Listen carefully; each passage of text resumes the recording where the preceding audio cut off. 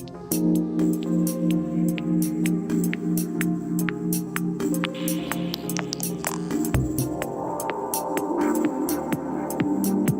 the early 2020s, the space component of the Copernicus atmospheric services will be extended through the addition of Sentinel-4 and 5 missions.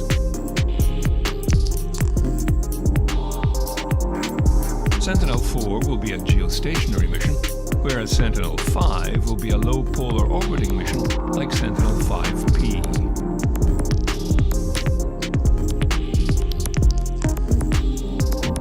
Atmospheric services are part of the Copernicus portfolio, which comprises 6 main themes: marine, land, emergency, security, climate and atmosphere, giving a complete overview of our planet's health and its evolutions.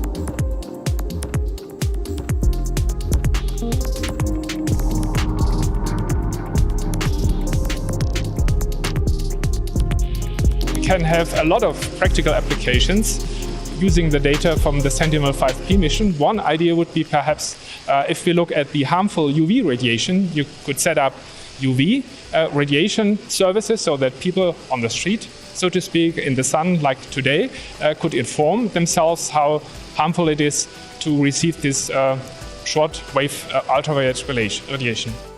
The Sentinel-5 precursor data will be combined with models and other data to develop targeted services, and they will be available as apps, social media information or web services, so that a lot of people can choose their way they want to be informed about the environment.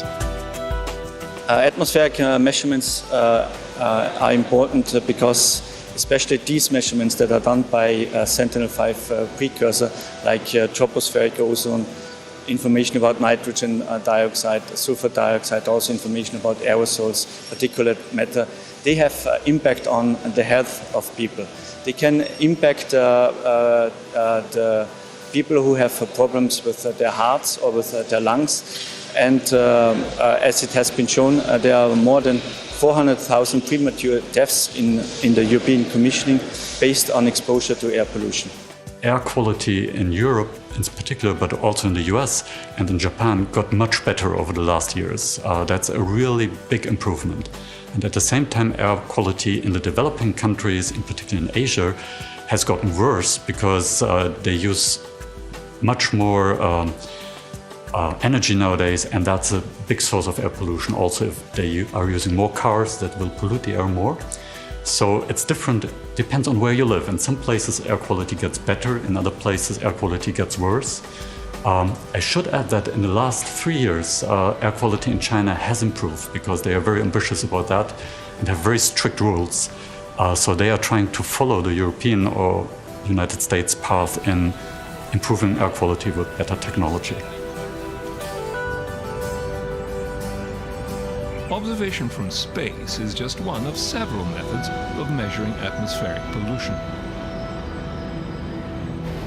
Satellites provide the data, although they need to be calibrated with measurements on the ground.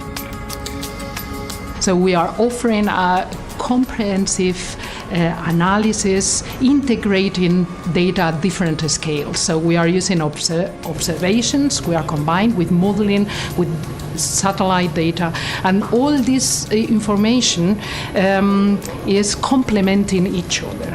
This is the good thing of this kind of analysis. Satellite have the advantage of providing a global picture. Trends, you can study trends very well, how the main flows are taking place.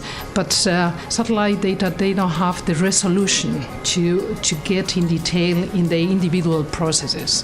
So here, with our in situ measurements, we are getting in one particular point, and we get deeply in the detail.